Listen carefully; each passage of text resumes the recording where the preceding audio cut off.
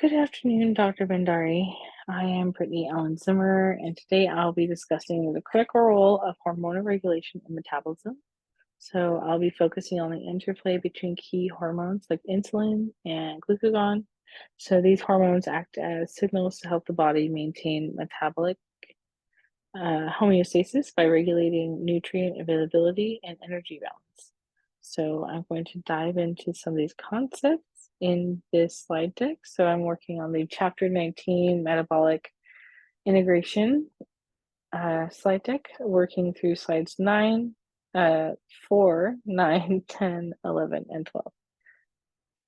So let's get to slide 4. So on slide 4 here, I'll be talking about the metabolism and organism at the organism level. So at the organismal level, metabolism is orchestrated across tissues and organs, guided by a hormonal signal. So hormones like insulin and glucagon regulate the flux of metabolites such as glucose, fatty acids, and amino acids between organs. This process ensures energy demands are met efficiently under varying physiological conditions, such as during feeding, fasting, or exercising. The liver plays a critical role, acting as a metabolic hub. It absorbs nutrients delivered from small intestines via the portal vein and decides their fate. For instance, when blood glucose levels are high after a meal, a liver will store glucose as glycogen and converts it into fat, whereas when blood glucose is low, it releases the glucose through the glycogen breakdown or gluconeogenesis. In summary, hormone regulation helps synchronize the activities of different tissues to maintain the whole body metabolic balance. So next I'll be moving to slide 9.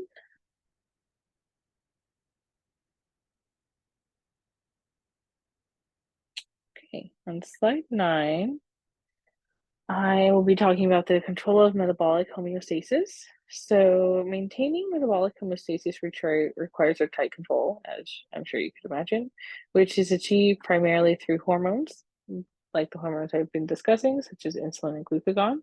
So first with insulin, insulin is secreted by the pancreas when blood glucose levels are high, such as after eating, as mentioned previously. So its primary goal is anabolism, which is to promote storage and utilization of nutrients. So it facilitates glucose uptakes into cells, activating glucose transporters like GLUT4.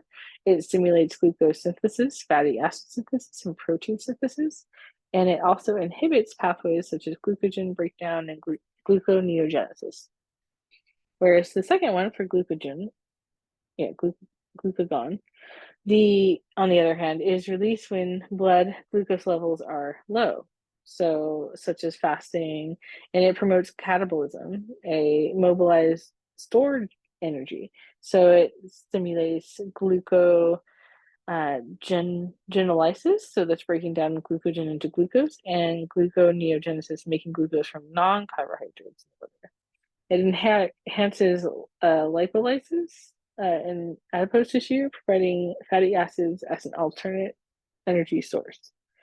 So together, these hormones act as a feedback loop to stabilize blood glucose levels and energy availability. So next I'm going to move on to slide 10. So I'm working through the effects of insulin on glucagon signaling, which is this guy.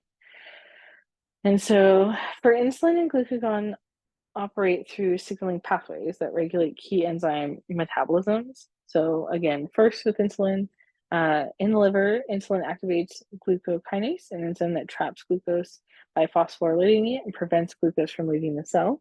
It also activates enzymes such as phosphofructokinase 1, PFK1, and glucogen synthase, encouraging glucolysis and glucogen storage.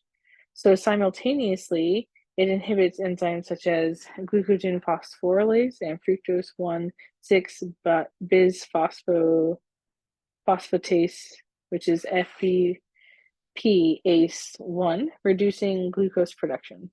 And then second, with glucagon, it activates glucogen phosphorylase and FBPase1 in the liver to increase glucose output. And adipose tissue activates the hormone-sensitive lipase, releasing fatty acids from stored triglycerides. And these opposing actions ensure metabolic flexibility during changes in nutrient availability. So, for the next one, I believe at least,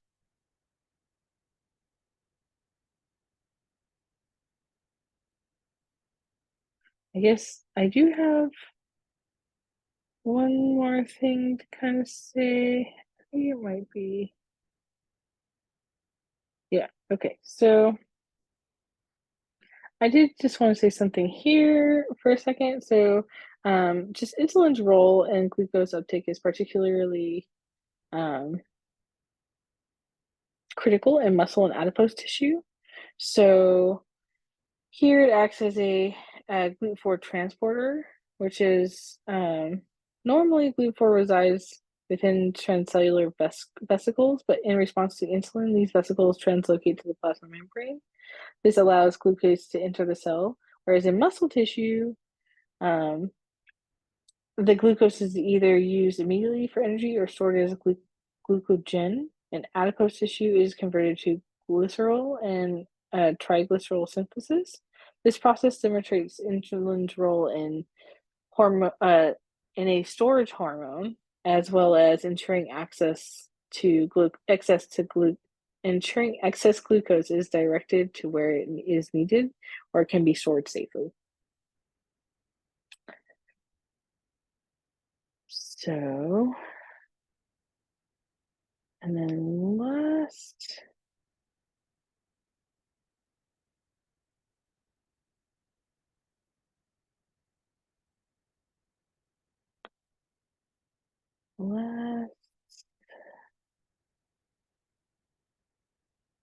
mm,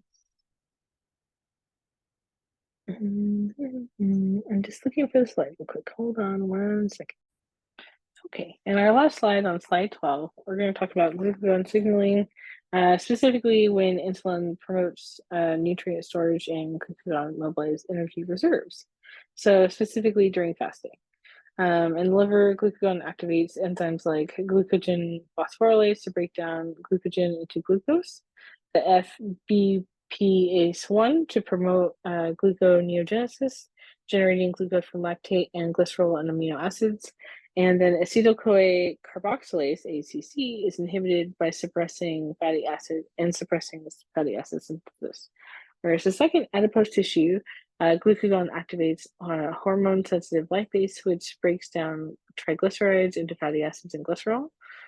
Fatty acids are released into the bloodstream for energy use by other tissues, while glycerols can serve as gluconeogenic precursor to the liver. So by doing so, glucagon ensures that critical tissues like the brain and red blood cells receive continuous supply of glucose.